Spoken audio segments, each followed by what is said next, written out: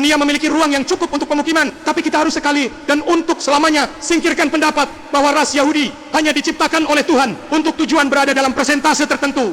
Parasite. Ya, pernahkah kalian bertanya kenapa pidato-pidato Hitler tidak pernah didubbing ke bahasa Indonesia ataupun bahasa Inggris? Mimin akan memberikan kalian 4 menit full pidato Hitler yang tentunya pinggir jurang dong. Apakah benar Amerika dan sekutunya pada saat itu tidak mau menampung kaum Yahudi? Dan lebih gilanya lagi, apakah benar Hitler meramalkan Perang Dunia Kedua? Jadi, siapkan mental dan telinga kalian karena kita akan membahas hal yang benar-benar gila. Dan sebelumnya, intro dulu.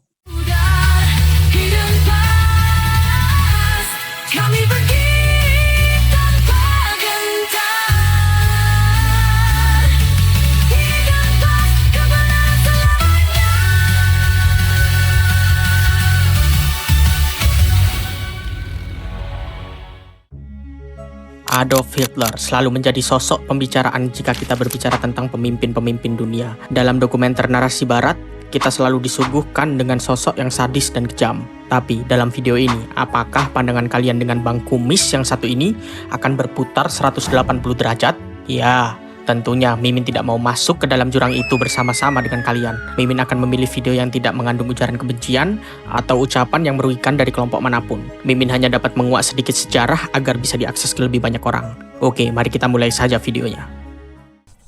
Sehubungan dengan pertanyaan Yahudi, saya memiliki ini untuk dikatakan. Ini adalah tontonan yang memalukan. Orang-orang Yahudi yang tersiksa, tetapi tetap keras hati dan abjurate ketika datang untuk membantu mereka.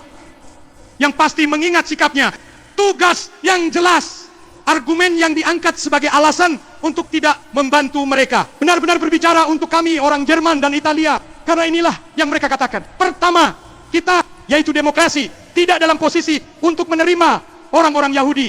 Namun di kekaisaran ini tidak ada 10 orang ke kilometer persegi. Sementara Jerman dengan 135 penduduknya ke kilometer persegi seharusnya memiliki ruang untuk mereka. Kedua, mereka meyakinkan kita tidak bisa mengambilnya kecuali Jerman siap untuk mengizinkan mereka sejumlah modal untuk dibawa bersama mereka sebagai imigran selama ratusan tahun. Jerman cukup baik untuk menerima elemen-elemen ini meskipun mereka tidak memiliki apa-apa kecuali menular penyakit politik dan fisik. Apa yang mereka miliki hari ini mereka miliki sebagian besar diperoleh dengan biaya negara Jerman yang lebih rendah stut oleh manipulasi tercela.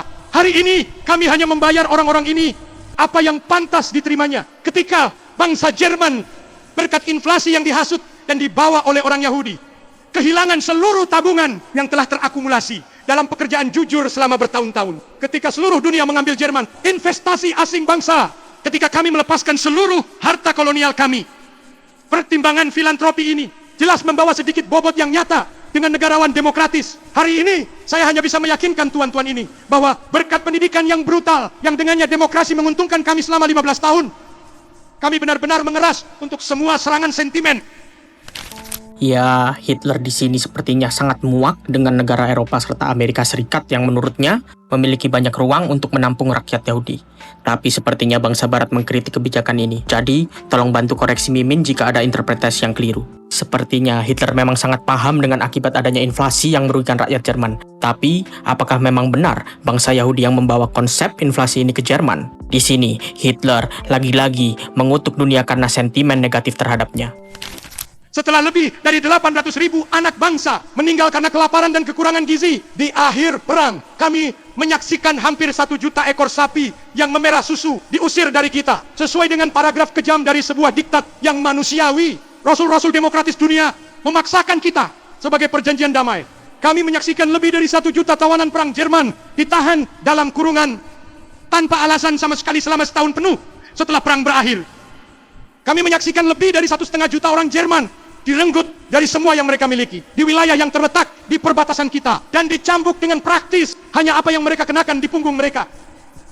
Mereka tidak dapat menemukan satu alasan pun untuk memaafkan diri mereka sendiri karena menolak menerima ras yang paling berharga ini di negara mereka sendiri juga tidak. Dapatkah saya melihat alasan mengapa anggota ras ini harus dipaksakan atas bangsa Jerman, sementara di Amerika Serikat yang sangat antusias dengan orang-orang hebat ini, pemukiman mereka harus tiba-tiba ditolak dengan setiap alasan yang bisa dibayangkan. Saya pikir semakin cepat masalah ini diselesaikan, semakin baik, karena Eropa tidak dapat menetap sampai pertanyaan Yahudi diselesaikan. sangat mungkin bahwa cepat atau lambat kesepakatan tentang masalah ini dapat dicapai di Eropa, bahkan di antara negara-negara itu. Yang jika tidak, jangan mudah bersatu. Dunia memiliki ruang yang cukup untuk pemukiman, tapi kita harus sekali dan untuk selamanya singkirkan pendapat bahwa ras Yahudi hanya diciptakan oleh Tuhan untuk tujuan berada dalam persentase tertentu. Parasite hidup dalam tubuh dan pekerjaan produktif bangsa lain. Perang ideologi nasisme dari dunia membuat Hitler harus mengeluarkan kata-kata yang menyentuh. Hitler merasa bangsa barat memaksakan perjanjian damai dengan memaksa untuk memasukkan ideologi mereka. Ya, Hitler di sini mengkritik barat yang sebenarnya sama seperti Jerman dengan menomorduakan bangsa Yahudi. Hitler memberikan ancaman untuk segera menyelesaikan permasalahan Yahudi di Eropa. Hitler merasa bangsa Yahudi menganggap rendah ras lain dan ideologi itu harus diberantas. Bangsa Yahudi dirasa selalu menjadi parasit yang mengeruk usaha yang telah dilalui bangsa lain dan hidup sejahtera dengan itu. Satu hal yang ingin saya katakan pada hari ini, yang mungkin berkesan bagi orang lain.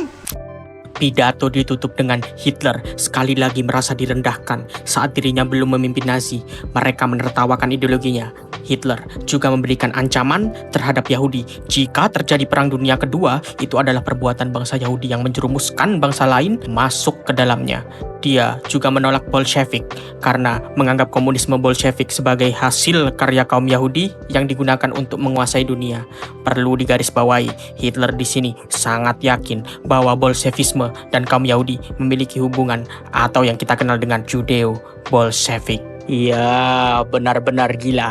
Apakah hanya Mimin di sini yang banyak sekali dengan tanda tanya? Mimin sejujurnya juga bingung dalam menafsirkannya. Apa maksud Bang Kumis sesungguhnya? Silahkan diskusi lebih lanjut di kolom komentar. Kita akhiri pantun dari Ned Peterson, pergi ke taman bawa gitar. Sekali lagi Hitler, buat dunia gempar.